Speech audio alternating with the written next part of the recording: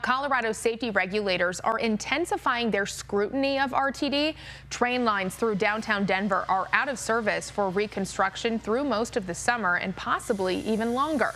The commuter-heavy E, H, and R lines, which stretch from downtown Denver south through the tech center, are also under maintenance, and damage to the rails found in the process of those two other projects is forcing multiple lines to slow down to the sluggish pace of 10 miles an hour through large sections of the lines, resulting in long delays. And this really is a problem for folks in the Lone Tree and Greenwood Village areas trying to get to or even from downtown. Your reporter in Arapahoe County, Ashley Portillo, joining us live now from Orchard Station. And Ashley, it's not just state regulators that are pressuring RTD for more transparency right now.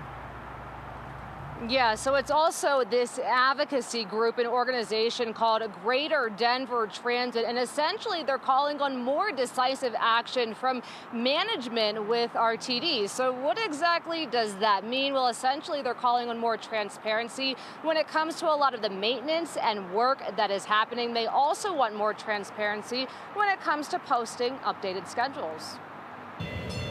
RTD light rail users running a little bit behind are experiencing 10 miles per hour speed restrictions and longer travel times, forcing riders like Rashid to be late. So I had to just call the people that I'm going to interview and let them know kind of what the situation was. The concerns are about the E, H, and R lines. Those primarily impact commuters heading south of Denver, and that includes 2 slowdown zones. What the slow zones have done is completely broken the schedule they put in place. Richard Bamber is the co-founder of Greater Denver Transit. He said with ongoing maintenance and projects, lines have no chance of being on schedule. It's made the system very, very difficult and frustrating to use. Last week, the assistant general manager of RTD said what has caused those slowdowns is a defect in the rails called rail burns. The track is completely safe right now.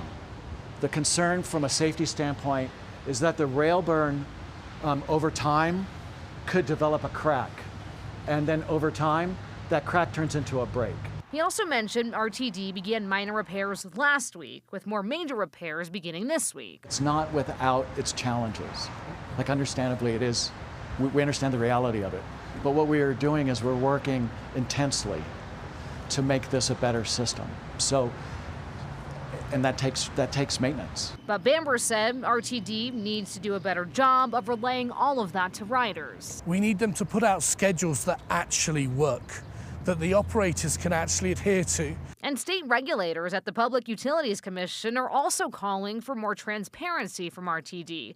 They sent this letter to them last week. Hopefully they can get it together, whatever they got to do for the trains to get on time.